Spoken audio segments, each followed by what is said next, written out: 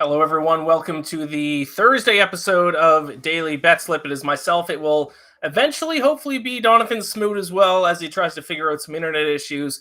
But of course, today's show, we are talking about baseball because it is the dog days of summer, and this is what we have to bet on. So I'm going to talk a little bad beat from last night, some baseball picks. There is a CFL game tonight I'll have a pick for, and if Donnavan can figure out his internet, he has a WNBA pick as well. The game of the night is a baseball game, the Seattle Mariners against the Houston Astros.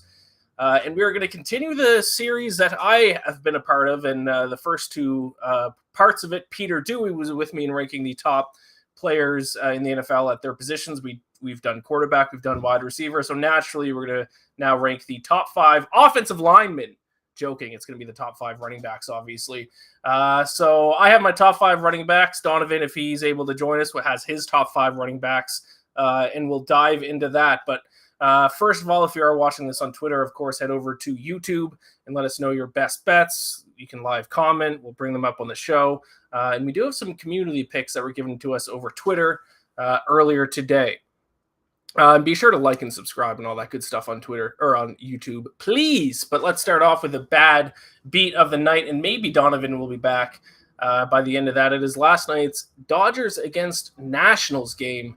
The over-under was set at 8.5. Thoughts and prayers to anyone who had the over, because there were 6 runs scored in the first inning. And if you were an over better, you probably sat back. You probably started counting your money, try to figure out what you're going to do with your winnings. And then all of a sudden, there were a total of 2 runs scored in the next 8 innings. And it finished under 8.5 by half a run. So terrible beat for anyone over the 8.5. Like I said, you were probably thinking of cashing your ticket at the end of the first inning when the Dodgers went up 6-0. Patrick Corbin got pulled. I don't know what happened to him this year, but boy, oh boy, does he stink.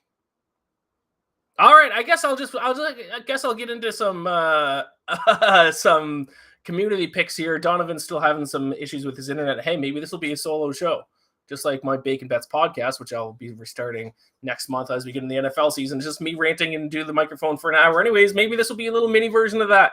But let's get into some community picks because we can talk about those. Let's start off with the first one if we can bring it up. Astros Dodgers moneyline parlay plus 153. That is from Ted at Teddy Ruetz. Main thing I got to say about that: have you not learned your lesson about about betting huge favorite moneyline parlays? Have you watched the Dodgers the past few games? Obviously, they beat the Nationals last night, but then they lost to the Nationals the 2 games before that. I did the show on Monday with Peter, and everyone was saying Dodgers, Astros, moneyline parlay, Dodgers, Astros, run line parlay, and they both lost. And not only did they both lose to bad teams on Monday night, they then both lost to bad teams on Tuesday night as well. So best of luck to you. I mean, these good teams are not always going to lose to bad teams. And also you're going to get a little risky tossing Astros in there against the Mariners. We're going to get to that game, of course, with the game of the night. But if this week should have taught you anything, it's that maybe these big favorite moneyline parlays aren't the way to go. But good luck to you, Teddy Ruetz. Let's bring up the second community pick for tonight. Fade to Glory, Fade Me to Glory. I don't know if this is a parlay or just 2 separate picks, but the Yankees minus 2.5, an alternate run line. And the Giants money line at minus 140. You're getting pretty risky there with an alternate run line there. On the Yankees against the Kansas City Royals. Royals obviously starting Brady Singer. I'll say this about the Yankees. I am loving the Yankees being on a little bit of a not playing so well lately. And there's nothing better than watching Yankees fans melt down over like a small losing streak. Losing both games to the Mets in the Subway Series. I think I called it a month and a half ago, maybe 2 months ago. That I knew at some point the Yankees were going to stumble a little bit this season, and then Yankees fans were going to start tearing into the team, even though they are still 66-33. They're talking about how much they stink. It's beautiful to watch it as a Blue Jays fan. Before we get into the next community pick, I believe Donnavan is back, hopefully with better internet, if we can bring him in. Hello, Donnavan. Welcome to the show. I'm here. What's up? You are here. I can see you. I can hear you. Hopefully the internet will hold out for the rest of the show. We'll see. But yes, welcome. What's up? What's going on? Yeah, listen, I have no idea. We were on before the show happened and everything was good, and then Yep. literally a minute before we were supposed to come on, everything started crash. So I've reset my computer multiple times. I've reset my router. I'm ready to give out all the picks for the night. So this is okay. This is good though. Okay, perfect. You're in. We are 2 community picks into this, and I'm glad you did join us soon because I got a pick that I would have no opinion on coming up here shortly. But I think we have another baseball one first, and then I think we get to that one. So bring up the next baseball one. Rockies plus 2.5, minus 120. There's a pick that I like quite a bit. That is fading the Dodgers here, at least fading them in a sense that the game's going to be close. Rockies at home to the Dodgers. And we all know that the Rockies play much better at home, and they hit. And I've talked about this. I talked about this on the Monday episode. They hit a lot better against lefties, and they're going up against lefty Tyler Anderson. So it was a wild run line. Anytime I see a 2.5 run line as set as like the run line for the game, I almost always take the underdog in that situation to cover the 2.5 points. That's just crazy. And I mean, the Rockies have a winning record at home, 29-24 at home this season. So if you're going to bet on the Rockies, do it at home. If you're going to bet on the Rockies, do it when they face a lefty. If you're going to bet on the Rockies, do it when the run line's set at 2.5. Yeah. Listen, I'm all for this one.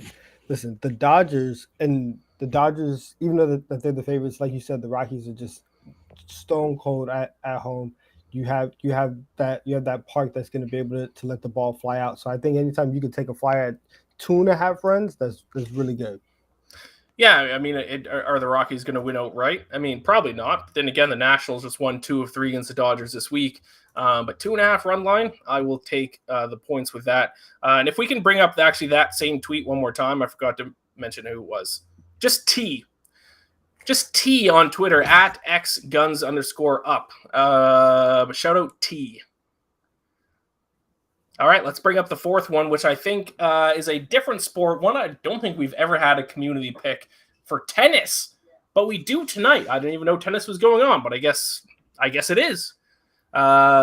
Lauren S. Betts says ATP back in the U.S., which means night matches.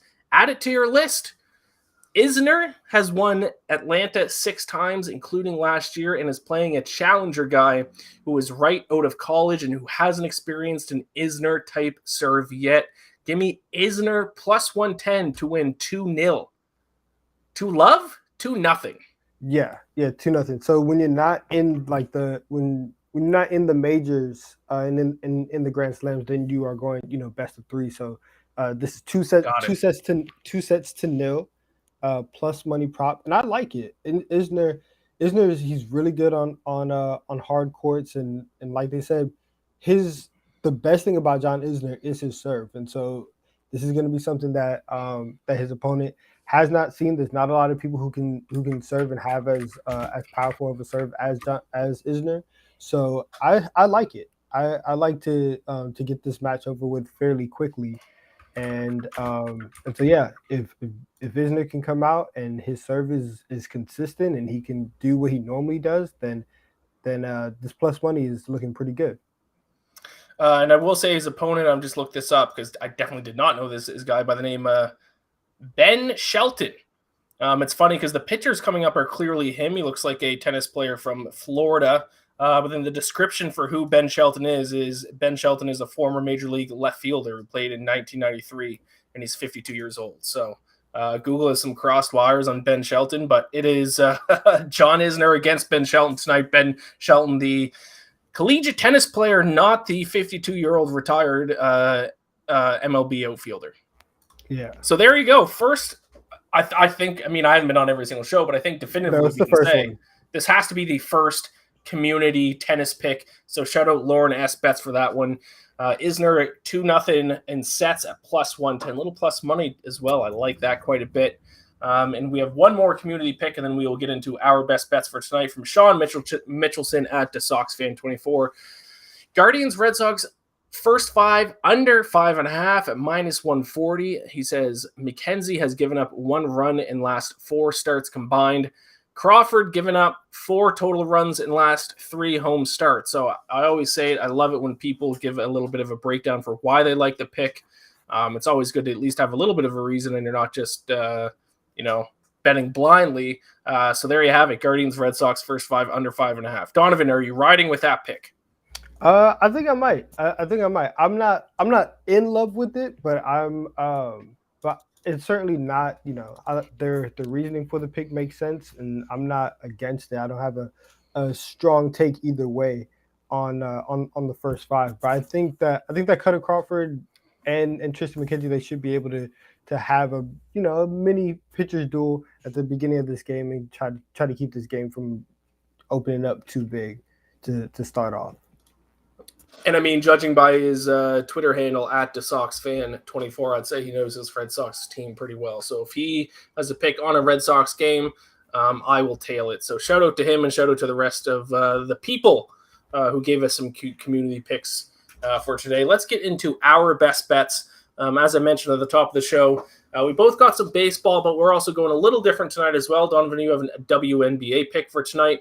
And I have a CFL pick for tonight. So why don't we start with Major League Baseball and then dive into some different sports. So Donnavan, why don't you give me your first MLB pick for tonight? Yeah, so my first bet for the night, I'm going to go with Jose Urquidy over 4.5 strikeouts.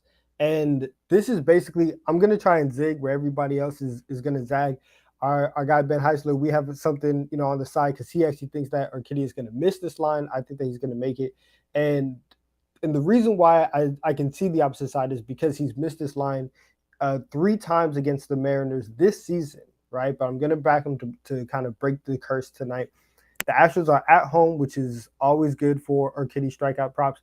This year he has 4 more strikeouts at home than on the road, despite pitching in 4 less games at home than on the road. So he's very, very dominant at Minute Maid Park. I think that he's finally, the 4th time the charm, he's finally going to get a good feel for this Mariners lineup. And so I'll take over 4.5 tonight. So that's where my first bet is coming from. Pronounce his name for me, because I struggled with it earlier. Jose Urquidy? Urquidy, yeah. A repeating theme in the show that I do not know how to pronounce players' names. So there you go. I like that quite a bit. My first play for tonight, going to actually go with a big underdog. Not only am I going to go with an underdog, but I'm going to go with one that is fading my own favorite team in the Toronto Blue Jays. So give me the Detroit Tigers tonight. All the way up at plus 190, almost 2-1. First of all, they're taking on Tyler Alexander, who is a lefty, and their batting average drops from 271 against right-handed pitchers down to 259 against left-handed pitchers. Now, Tyler Alexander, he does have a 1.38 ERA this month, but he's been coming out of the bullpen for the past couple months. He's getting back into a starter role. I don't think he's probably going to pitch very many innings, but a big reason why I like this bet is, and I've talked with this on the show all the time whenever I talk with the Tigers, they surprisingly have had a fantastic bullpen this season. Bullpen ERA of 3.07, which ranks 4th best in Major League Baseball. You would not think that this Tigers team would rank in the top 5 in anything, but they do in bullpen ERA. And also, this is a big fade of the Blue Jays starting pitcher, Yusei Kikuchi. They signed him in the offseason. I wasn't a big fan of the signing. I haven't really liked him much so far in his career, and he hasn't been good so far this year whatsoever. He's allowed 3 or more earned runs in 5 of his last 7 starts. If you're going to fade the Blue Jays, do it when Kikuchi gets the start like he does tonight. And I do think it is a little bit of a sell high spot on the Blue Jays here. I know they lost last night to the Cardinals, but they have been on fire for the past month.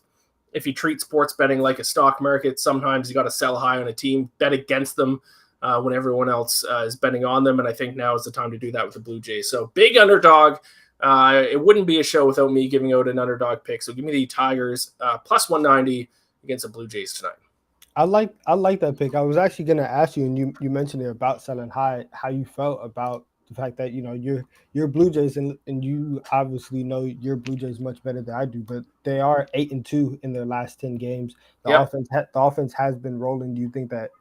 Are you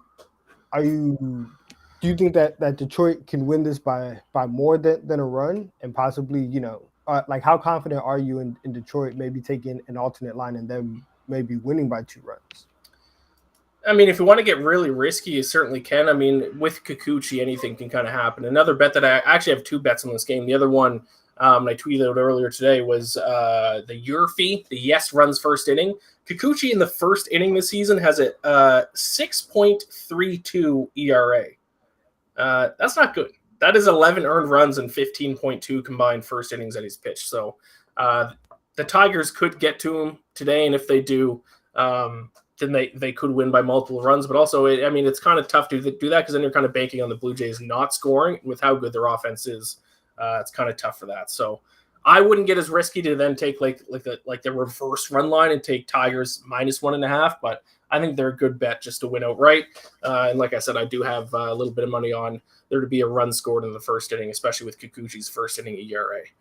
But let's move on. We both got 2 more MLB picks. Let's hear your second MLB pick for tonight. Yeah, so I'm going to go with Shohei Ohtani over 8.5 strikeouts. And this is kind of the only way that I can kind of justify betting on the Angels. The Angels, they're just a mess at this point, and there's not a lot that goes right for them. But anytime that Shohei is on the mound, he's going to show up, he's going to perform.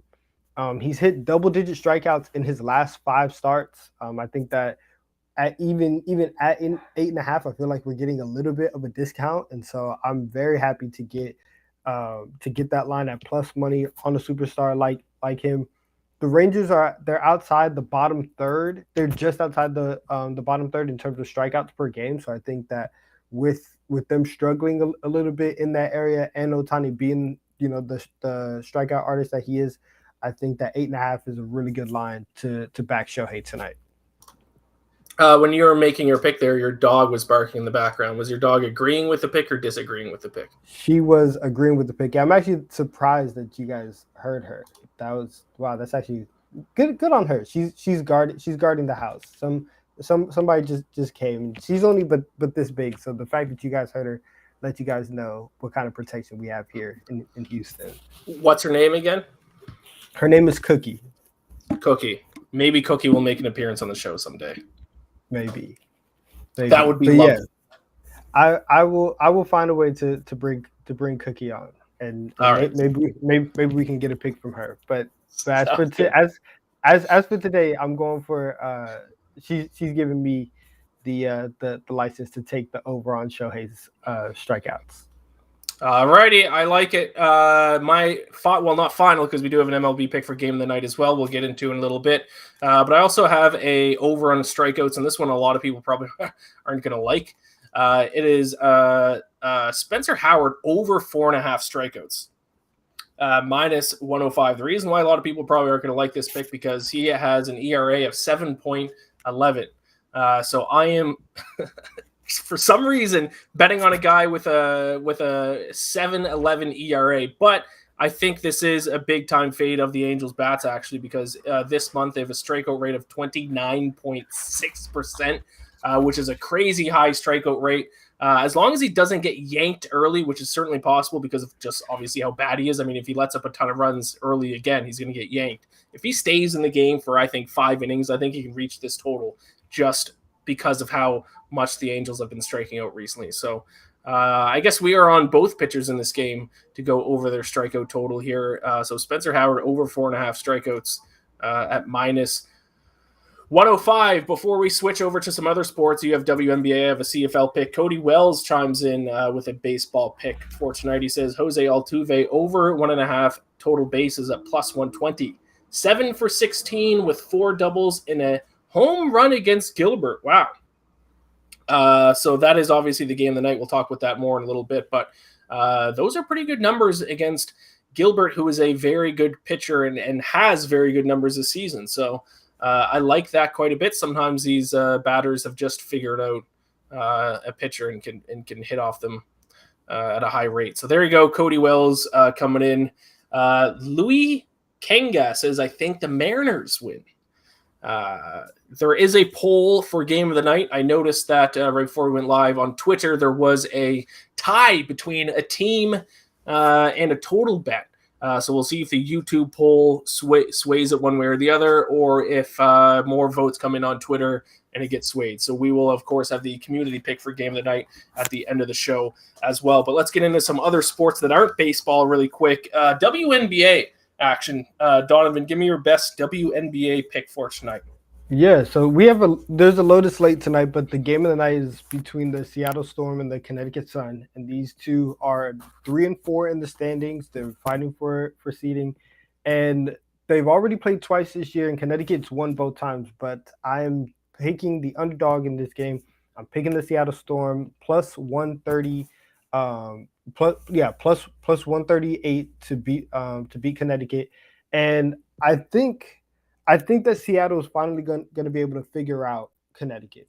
Both teams are great defensively, and the Storm have been able to kind of ride their defense all season long. They have the second highest defensive rating in the league. They play at the second slowest pace, and I think that even though that they're going to be on the road, they're going to be able to kind of impose their will and make this a slower game. Connecticut also has a great defense. They have the third highest defensive rating in the WNBA. So I think that the defense is really shine tonight. And whenever that happens, I think that Seattle is more equipped to win a defensive battle than a lot of other teams in the WNBA. So I think that third times will be the charm for Seattle. The defense is going to step up, and they're going to be able to cash at this small underdog price. All right, I like a little WNBA pick. I know Ben Heisler has some WNBA picks written up as well. So after the show, if you want some more WNBA picks, head over to BetSided and check out our WNBA preview articles for tonight's slate. You said there's a few games tonight, right? I think 4 or 5? There's 4 games tonight. So lots of WNBA. So there is something other than baseball to watch tonight. You can watch WNBA. You can watch CFL, which I'm going to get into for a pick. Or tennis, I guess, which was brought up in the community pick. But let's give over my CFL pick for tonight. Going with the underdog Montreal Alouettes against the Hamilton Tiger Cats. Just going to take the money line. The spread is at 3, but I'm going to go ahead and get aggressive and take the money line at plus 125. I think the Alouettes are being a little bit underrated right now. They're 2 and 4 on the season, but I think they're much better than their record indicates. 2 of their 4 losses have come by 1 single point in each of them, and then a third loss came by only 3 points. So, I mean, the ball bounces, slightly different in a couple of those games, and they all of a sudden have a winning record and possibly the best record in the East.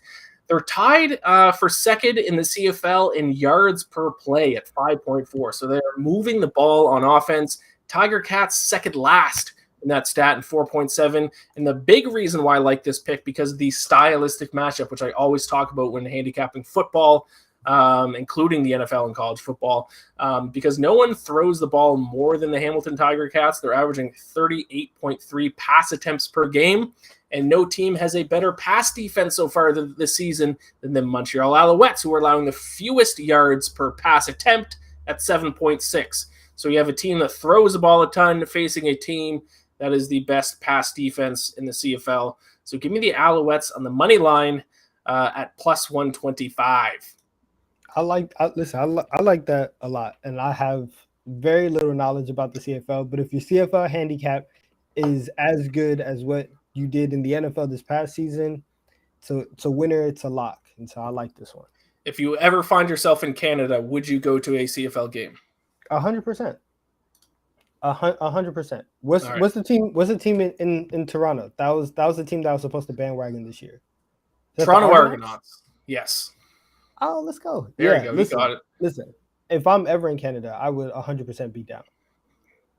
All right, especially, I don't know why you would ever be in the west coast of Canada, but not west coast, like the prairies. If you're ever in Edmonton, I don't know why you'd ever be in Edmonton. I would personally not recommend going to Edmonton. No disrespect, but go to one of those games. Saskatchewan, they love their CFL out in the western side of Canada. But yeah, anyways. Let's recap our picks, if we can bring up the recap graphic, because we have given out our 3 best bets for tonight each. I'm going to go Tigers plus 190. I'm unfortunately fading my Blue Jays tonight. I'm going over 4.5 strikeouts for Spencer Howard, and I'm going the Montreal Alouettes plus 125 against the Tiger Cats. So a couple underdogs and a strikeout prop. Donnavan, you are going Jose Urquidy. Jose Urquidy over 4.5 strikeouts. Over 8.5 strikeouts for Shohei Ohtani, and the Storm plus 138 against the Sun. Look at us. We are going with 3 underdogs. Of our 6 picks, 3 of them are underdogs on the money line. I love it. Let's do it. Let's switch gears a little bit. Let's talk a little bit of NFL, and then we are going to dive back into MLB when we talk game of the night tonight between the Mariners and the Astros. But let's rank some running backs. I ranked top 5 quarterbacks with Peter last week. We ranked top 5 receivers on Monday. Let's now move on to running backs really quick, though, Donnavan. I'm going to put you on the spot. If you were on the show with me when we ranked top 5 quarterbacks, where would you put Lamar Jackson? Lamar's top 8. He's a top 8 quarterback in the league. So you might not put him in top 5? Yeah, I might not put him in the top 5. I would have to think because I know that there's 4 off the top of my head that I would probably take over Lamar, but then that 5th spot is like I could see him being in that rotating 5th spot. But he's definitely like top 8, top 7. I am surprised. So Peter had him 5th. I did not have him in my top 5. I didn't have him in my top 5, but I wouldn't argue against like a 6, 7, 8. I wouldn't argue too much against that. Who would you rank higher though, really quick? Matt Ryan or Lamar Jackson? Lamar Jackson, easy. Don't do this. don't do this. All right, I had to get that little jab in. All right, let's start with ranking the running backs here. So start with number 5, work up to number 1. Let's hear your your rankings for the top 5 running backs in the NFL for 2022. Okay, so tied at 5th, I have Christian McCaffrey and Dalvin Cook. I think both of these running backs are electric. I think they're both great. The problem is they just can't stay on the field. And so I think that the injury concerns for them kind of puts them in that 5th spot. If they were both healthy, I think I would take Christian McCaffrey over Dalvin Cook just because he is he's just more dynamic. But again, neither of them can stay really, really healthy. So I'll put them tied for 5th. And so now we jump up to 3. And at 3, I'll take Derrick Henry. And Derrick Henry he's a guy who I think is going to take a step back from what he did 2 years ago when he ran for 2,000. But he's going to be, listen, the Titans don't have A.J. Brown this year. They don't have Julio Jones. They are going to turn around and hand the ball off to Derrick Henry as much as possible. This is a guy who's on pace for 2,000 yards last season before he got hurt. He's still one of the best runners in the league. I'll put him at 3 just because I have some injury concerns with him. So I have him at 3. Then we get to number 2, and at 2, and I'm putting him at 2 just because number 1 is a little bit more dynamic, but number 2 is Nick Chubb, and I think that Nick Chubb honestly has a case to be the best running back in the league if he gets going. But Nick Chubb is one of the best pure runners in the NFL. You can hand the ball off to Nick Chubb as many times as you need to, and he will take you there. We haven't really seen like the high-end numbers from Nick Chubb because he's been splitting the backfield with Kareem Hunt for the past couple of years. But if you give Nick Chubb now potentially with a upgrade at quarterback, and you have to respect the passing game a little bit more, that box is not going to be as stacked as it has been in previous years, and he's going to get more touches. So I think Nick Chubb comes in at number 2. And then number 1, the best running back in the league right now is Jonathan Taylor.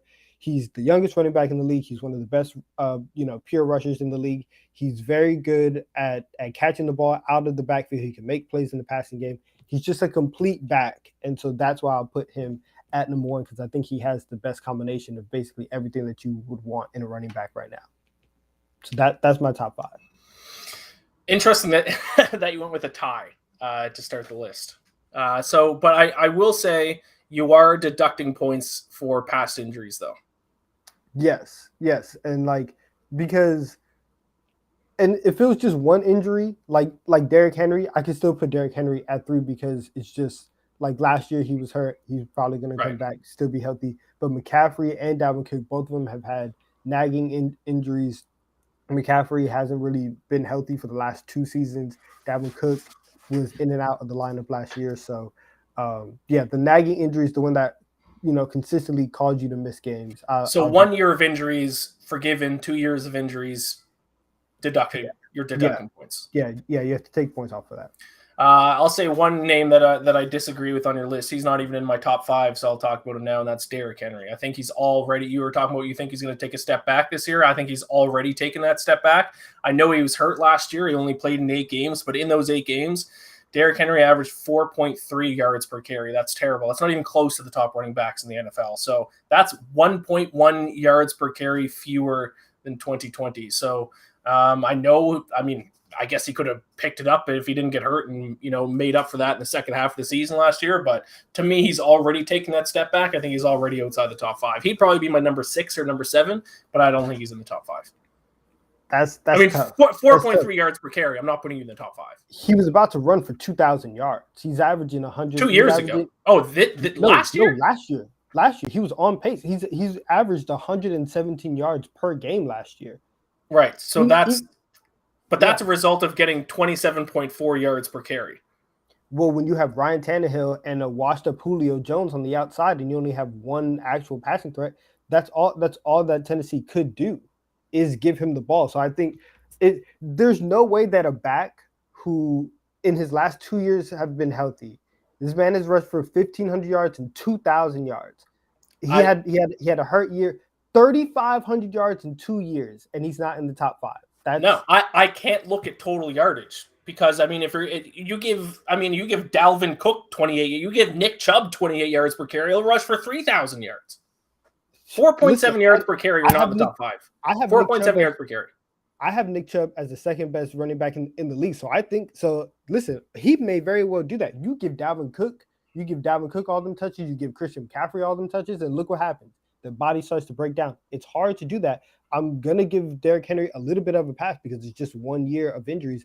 But if he's on pace for 2,000 yards in back-to-back years, what are we doing here? He has to be top 5. He has to be top 5. He got 27.4 yards per carry in the 8 games he played in last year. 27.4 carries per game. Of course he's going to be on pace for 2,000 yards. They just fed him the ball every play. He's the MVP of that team. And anytime that you have Derrick Henry on the field, he can absolutely change the game. Please continue. Let me hear your top 5. Let me hear the guys that are better than Derrick Henry to you, since he is clearly not a top 5 back for you. And I will say once again, he's just outside the top 5, but 4.7 yards per carry, I can't put you in the top 5. Number 5, here are my top 5 running backs, starting with 5, working all the way up to number 1. Number 5, James Robinson. So yes, I have James Robinson ranked above Derrick Henry. People forget about James Robinson. 2 years ago in 2020, everyone was talking about how good James Robinson was. People were all over him. One of the most underrated running backs in the league. Everyone was saying last year, Urban Meyer refused to give him the ball. He had some personal vendetta against him. And then at the very end of the year, tore his Achilles. But he actually averaged more yards per carry last year than he did in 2020. And playing on terrible teams, especially as a running back, to me, gets you huge bonus points. And he played on, quite literally, for the past 2 years, the worst team in the NFL. And he's still averaging almost 5 yards per carry. He averaged more yards per carry than Derrick Henry did last year while on the Jaguars. That's a fact. Those are numbers. That's a fact. Let me finish my top 5. That's a fact. I got you too. 4 yards per carry than Derrick Henry last year. Fact. I got you. Numbers. Number 4, Dalvin Cook. I'm with you on Dalvin Cook. Missed a few games last year. Still averaged 4.7 yards per carry. Very dynamic player. Also a guy who's not on a great team with the Vikings, although their offense is pretty explosive. They have more defensive issues. But yes, Dalvin Cook, number 4. Number 3, Nick Chubb. Everyone talks about Jonathan Taylor's last season last year. He was the runner-up for offensive MVP. But Nick Chubb actually averaged the exact same amount in yards per carry. Jonathan Taylor just got the ball more often. They both averaged 5.5 yards per carry, which is just an absolutely insane number to put up in the NFL. But I will give Jonathan Taylor number 2 on the list just because I think he's a little bit more dynamic. I think he's a better receiver of the football than Nick Chubb is. So Jonathan Taylor, slight edge, but I'm a massive, massive Nick Chubb fan. I truly think, like you said, in terms of just running the football, I truly think he is. You could make the argument to me that he's the best pure running back in the NFL, and I wouldn't argue against you. Yeah. And then number one is Christian McCaffrey. If you say 1 year is forgivable, 2 years you have to deduct points, for me it's 3 years. If he gets hurt again this year, he's off my list. He's not even top 5, not even top 10 if he gets hurt again this year. But 2 years ago in 2020, he had an MVP type season. In 2019. He had over 1,000 receiving yards, only the third NFL running back of all time to record over 1,000 rushing yards and 1,000 receiving yards in a single season. You cannot argue against how dynamic of a player he is. You can throw him the ball, he can run with the ball, and same point that I brought up with James Robinson, he has been on truly, truly terrible Carolina Panthers teams. So for him to put up those kinds of numbers on a team that doesn't have a good offensive line, doesn't have a good quarterback, doesn't have a good coach, to then still put up those kinds of numbers, I have to give him the top spot. But I am obviously very concerned about the injuries. If he gets hurt again this year, and if we have the same conversation next offseason, he's not even in my top 10. You got to stay healthy, but I'll forgive 2 years. Okay. I can get behind that just because I understand. I'm with you. I think that when Christian McCaffrey is healthy, he has an argument to be the best back in the league.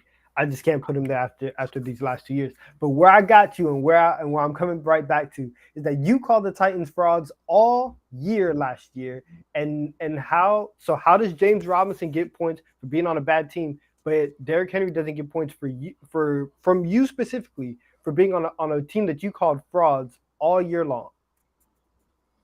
I mean, the Titans, I thought they were frauds because they weren't truly a good number one seed. They're still like a borderline playoff team in terms of how good they are. James Robinson was on, quite literally, for the past 2 years, the worst team in the NFL. Statistically, record-wise, Titans were still a good team. They just weren't the best team in the AFC. That was ridiculous. And I did not only say that, I was proven that I was right about that take. They lost. They were one and done in the playoffs to the Bengals. But now you have a running back in James Robinson who's coming off an Achilles injury, who's going to have to fight against who's going to have to battle against Travis Etienne for the starting spot against Derrick Henry, who's the number one back and ran for 2,000 yards a year and a half ago. If Derrick Henry averages over 5 yards per carry this year, I'll eat my words and I'll apologize on camera, but he's not going to. He'll have another year of like 4.5 yards per carry.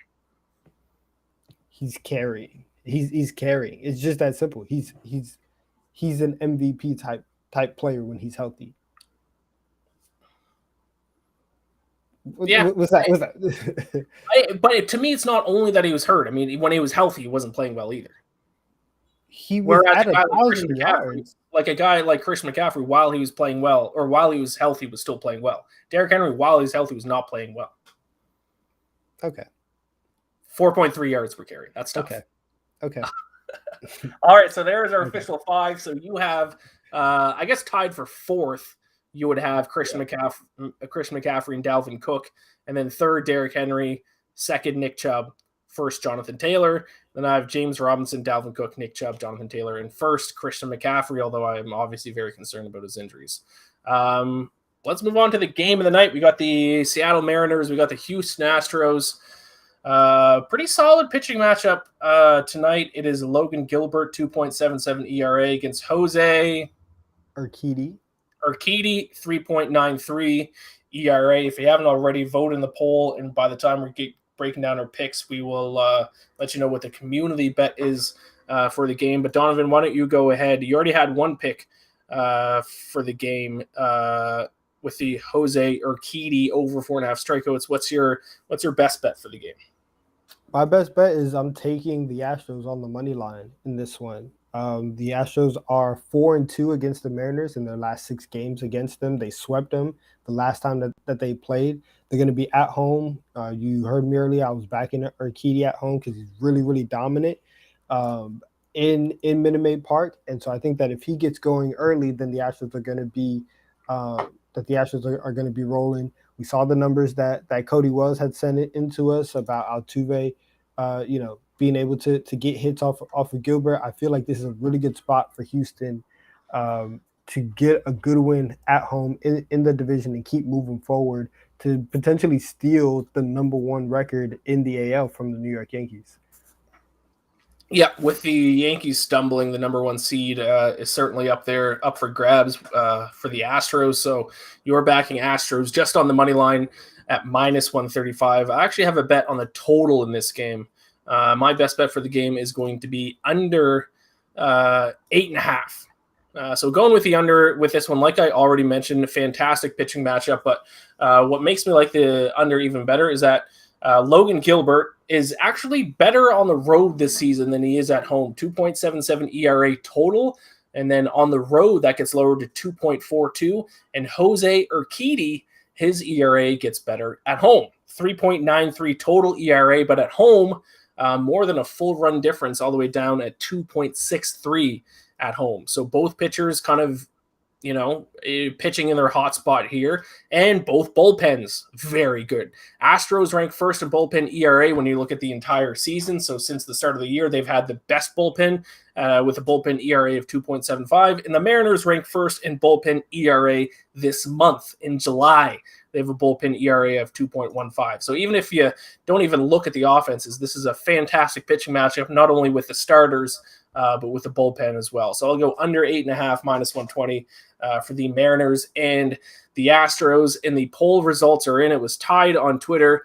So YouTube was a deciding factor. And we are going with Mariners +125. So usually we follow the community, make a bet. Obviously, since you're on the other side, you're not going to do that, or else you just lose money either way. So since my bet is on the total, I will now double down, and I'm on the Mariners. And to be honest, I don't love that. If I were to bet on a side, I'd probably go Astros. But I kind of like it when the community takes an underdog, I got to say. Yeah. No, this is interesting. I'm glad that I'm glad that I don't have to back the Mariners tonight, and I could just roll with the Astros. But we will see. This is interesting. This is going to be an interesting night. It is the community versus Donnavan Smoot for tonight. That just about wraps up the show here, Donnavan. I'm glad we got the internet issues figured out.